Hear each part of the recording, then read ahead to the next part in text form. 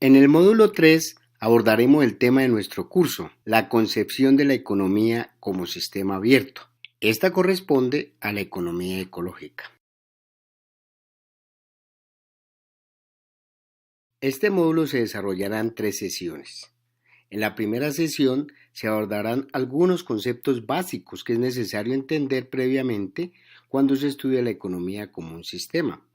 Estos son el pensamiento sistémico, el pensamiento complejo, la interdisciplinaridad, el sistema natural global, la termodinámica, la energía y sus usos y el paradigma ecológico en las ciencias sociales. La sesión 2 aborda las dos visiones de la economía, como sistema cerrado y como sistema abierto. Finalmente, la sesión 3 trabaja sobre el tema central del módulo, la economía ecológica. Sesión 1. En esta primera sesión se estudiarán los conceptos básicos necesarios para entender la economía como un sistema abierto, la cual corresponde, como ya se ha señalado, a la economía ecológica. Estimados estudiantes, aquí vamos a hablar de los sistemas. Los sistemas son definidos como una serie de componentes que están interconectados entre sí para el logro de un objetivo común. La interconexión de los componentes implica que un cambio en uno de ellos puede afectar todo el sistema. No obstante, el funcionamiento del sistema no solo está ligado a su estructura, sino que también depende de las condiciones del contexto. Otro elemento central es que entre los componentes existen jerarquías, es decir, los componentes están organizados de mayor a menor, en el cual cada nivel de jerarquía ejerce su influencia en los niveles inferiores. En suma, cada subsistema está sometido a la jerarquía del sistema del que hace parte y somete a las partes que lo integran. Sin embargo, esta subordinación entre los componentes es incompleta, conservando así un cierto grado de autonomía. Una frase que sintetiza la importancia del sistema es que el todo no es igual a la suma de las partes, mostrando por un lado la relevancia de la integralidad y por otro lado las limitaciones de la desintegración de las partes como estrategia para entender el todo. Este concepto permite entender, por ejemplo, la importancia de analizar el ecosistema como un todo para entender la crisis de una especie en particular, o entender las interrelaciones e interdependencias del sistema humano con el sistema natural y sus componentes. Estimados estudiantes, en esta diapositiva se puede observar la estructura y funcionamiento de un sistema. El sistema tiene entradas y salidas, las cuales se retroalimentan. Asimismo, el sistema tiene componentes o partes que están interrelacionadas formando un proceso. En este sentido, todo está interconectado. Las partes no pueden entenderse sin el todo y viceversa. Bajo esta lógica, los equilibrios del sistema dependen de las interrelaciones de las partes y a su vez de los equilibrios entre entradas y salidas. Por ejemplo, los ecosistemas son sistemas integrados por componentes vivos y no vivos que interactúan conformando distintos procesos. Existe además un continuo intercambio de energía y materia con el entorno, por lo cual se considera un sistema abierto. Entre los componentes se desarrolla un equilibrio que está directamente vinculado a las entradas y salidas de energía y materia y por tanto la alteración de una de ellas rompe el equilibrio y las condiciones de vida del ecosistema.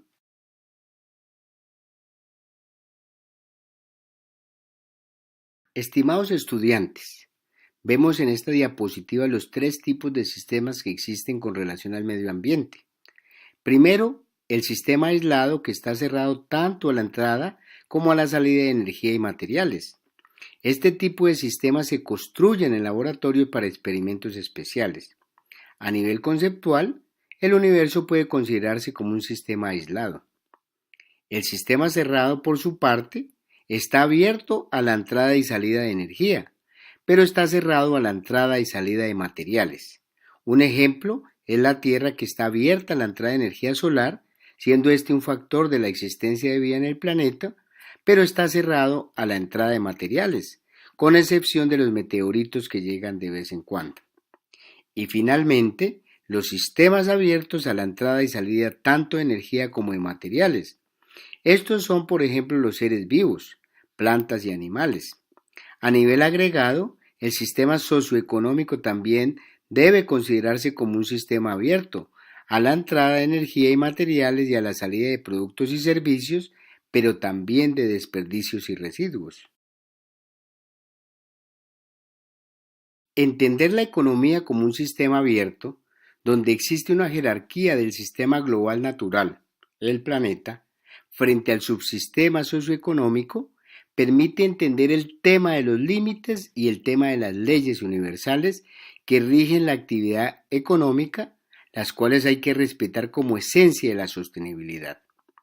En ese sentido, la teoría general de sistemas le permite a la economía ecológica mostrar que las relaciones entre economía y naturaleza no se pueden resolver en el marco cerrado de los objetos económicos.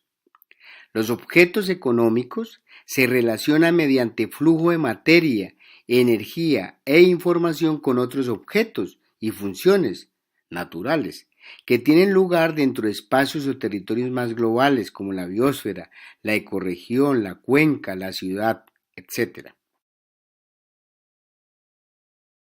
El pensamiento complejo es otro concepto que alimenta la economía ecológica. Muchos problemas globales y vitales están por fuera de las normas conocidas y por sus escalas son irreductibles. Ello revela la interconexión de las distintas dimensiones de lo real.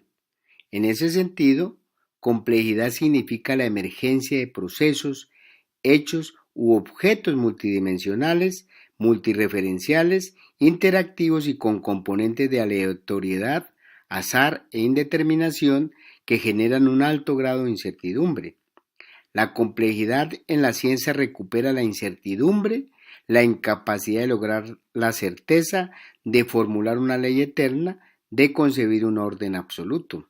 Los problemas ambientales son de carácter complejo, por tanto deben ser mirados desde el enfoque de sistemas y de la complejidad.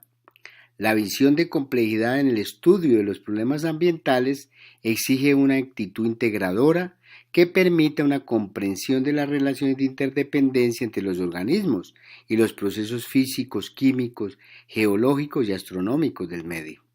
Esta nueva forma de pensamiento parte de la no linealidad de la naturaleza y de sus procesos, contrario a lo que sostiene la ciencia clásica para la que la no linealidad es la excepción.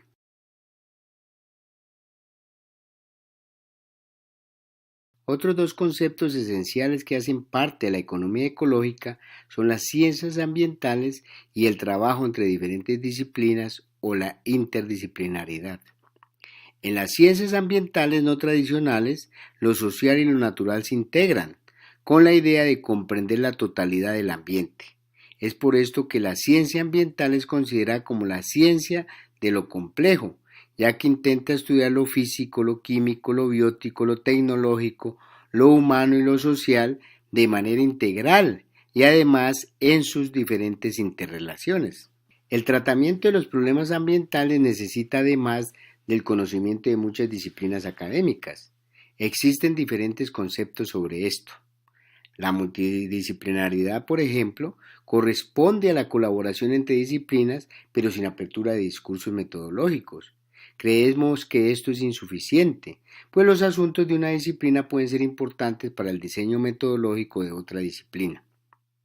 Por su parte, la inter y transdisciplinariedad exige en cambio un ambiente abierto y lleno de confianza entre disciplinas, entender y alimentarse entre las disciplinas rompiendo barreras de lenguajes. Ello es clave para la gestión de la investigación ambiental y es la perspectiva de la economía ecológica. Sistema natural global. La interrelación entre el subsistema económico y la naturaleza no puede entenderse sin entender al sistema natural global, que no es otra cosa que tratar de identificar los componentes y el funcionamiento del planeta. Este entendimiento tuvo una evolución.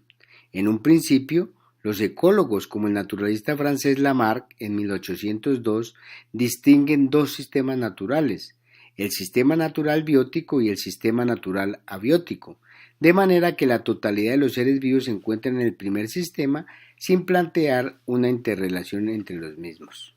Para 1875, el austríaco Suez introduce el término biosfera a la capa de vida terrestre.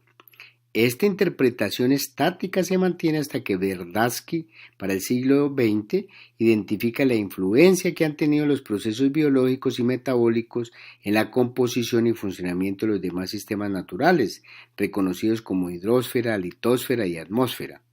Cole, por su parte, utiliza el término ecosfera, explicándola como la región del espacio que permite la existencia de la vida tal como la conocemos.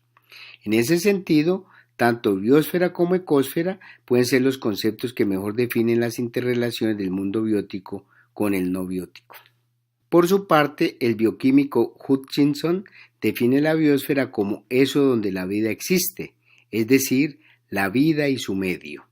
Asimismo, se han dado otras definiciones como la propuesta por el químico Lovelock, la cual reconoce la interdependencia entre el mundo biótico y abiótico. Desde esta visión, el mundo funciona como un organismo vivo.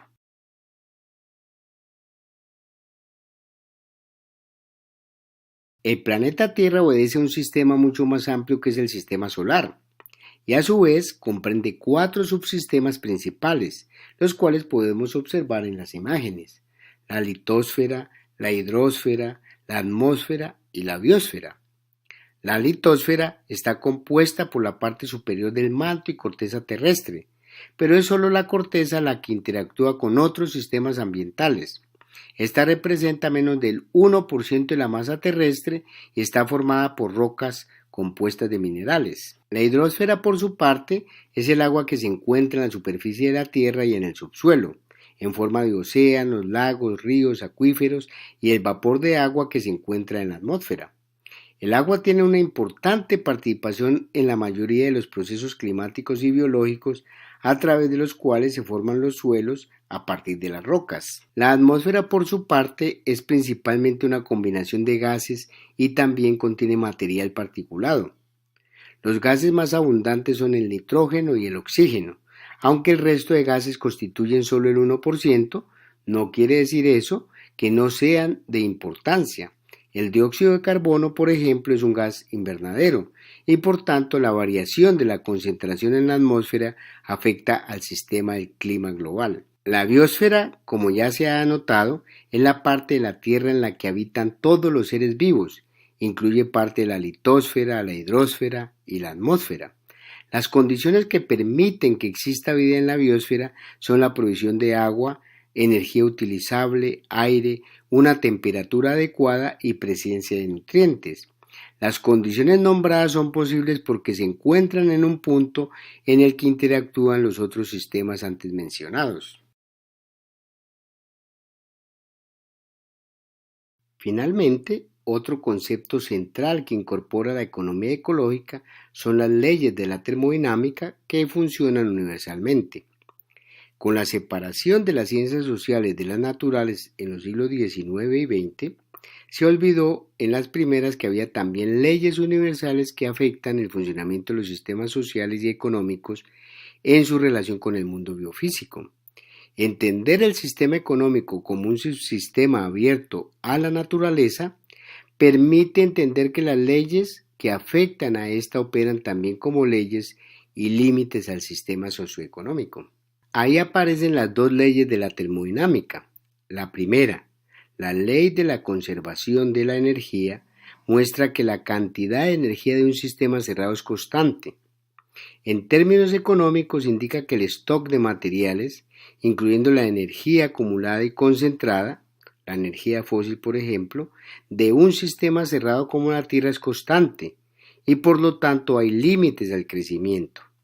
Bajo el planteamiento de esta ley de que nada se crea y nada se destruye, en términos biofísicos, la actividad económica no crea nada nuevo, aunque en términos sociales sí.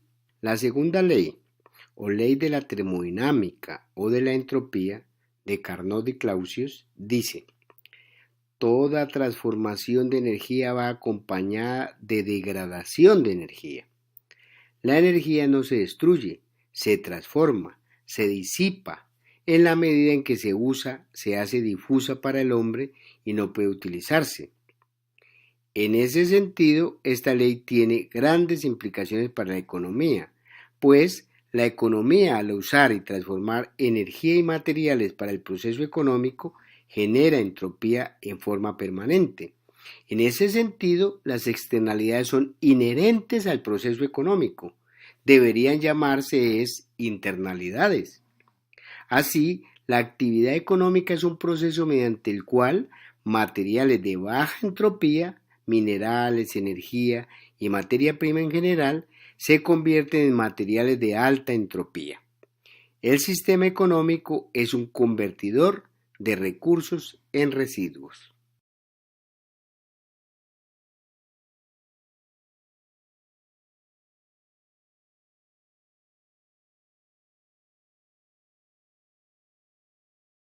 Los seres humanos usan dos tipos de energía.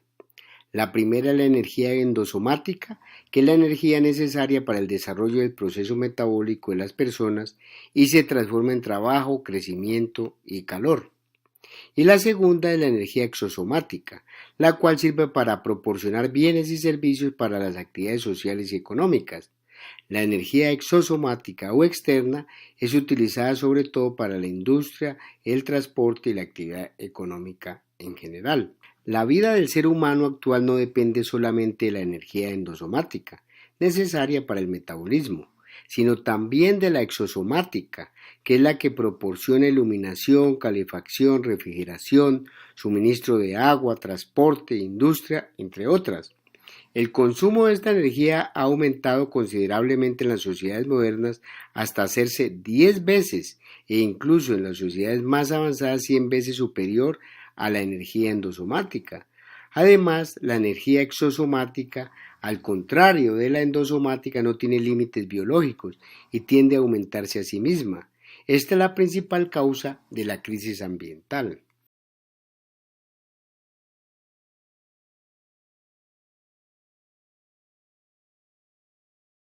En la figura se observa la historia de la población humana en su relación con el consumo de energía y su dinámica poblacional, dividida en tres grandes etapas. La primera etapa es la del hombre cazador y recolector que se extendió desde los orígenes de la humanidad hasta aproximadamente el año 10.000 a.C. Se calcula que para entonces no había más de 4 millones de habitantes. Los seres humanos ya poseían la capacidad de desarrollar cultura.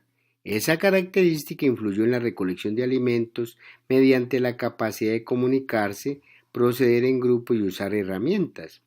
Los cazadores-recolectores eran nómadas y la densidad poblacional estaba entre 0,2 y 2 habitantes por kilómetro cuadrado. Uno de los elementos más importantes en la historia de los cazadores-recolectores fue el descubrimiento del uso controlado del fuego.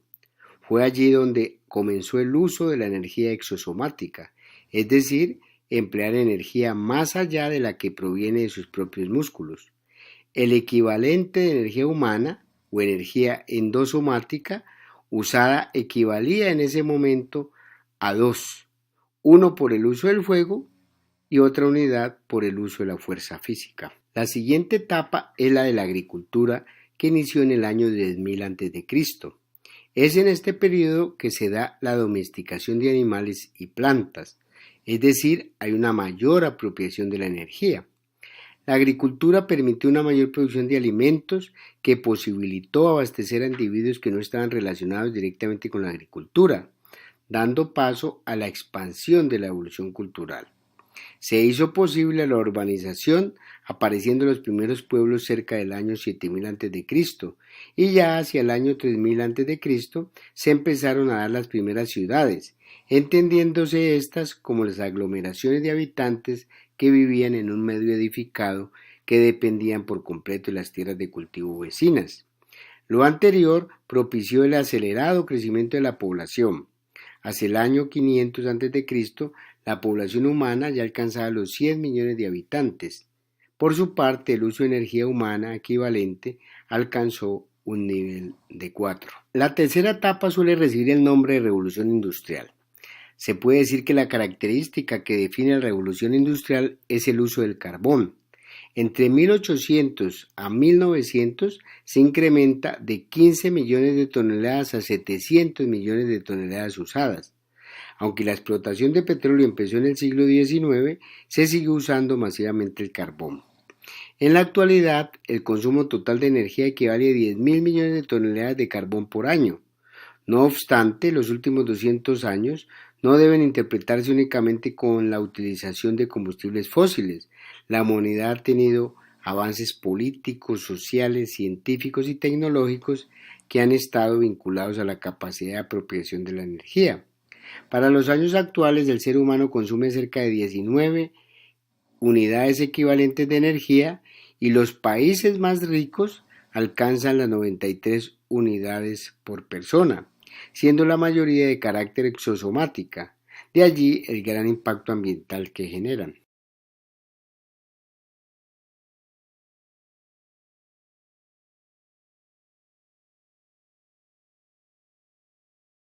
Frente a la desconexión de la sociedad con relación a sus fundamentos físico-biológicos, es necesario dar un giro que permita considerar a la naturaleza dentro de la sociedad, de donde fue expulsada por el iluminismo racionalista del siglo XVIII y su concepción antropocéntrica y el optimismo tecnológico. Un giro que parta de un principio fundamental, que las sociedades humanas no existen en un vacío ambiental, sino que afectan y son afectadas por los fenómenos y leyes de la naturaleza, como un juego de doble determinación. Esta relación coevolutiva es el fundamento epistemológico sobre el que se basa el nuevo paradigma ecológico, cuya construcción se basa en nuevas teorías y disciplinas científicas como la ecología, la termodinámica y la teoría de sistemas. De la ecología se toma la importancia de la interacción entre los componentes del mundo natural y el social, el reconocimiento de la complejidad de lo real, los conceptos de evolución y cambio. De la termodinámica, una concepción de los procesos físicos y biológicos marcada por la finitud, la irreversibilidad, la entropía y la posibilidad de orden también. Y finalmente, de la teoría de sistemas, el enfoque holístico y sistémico.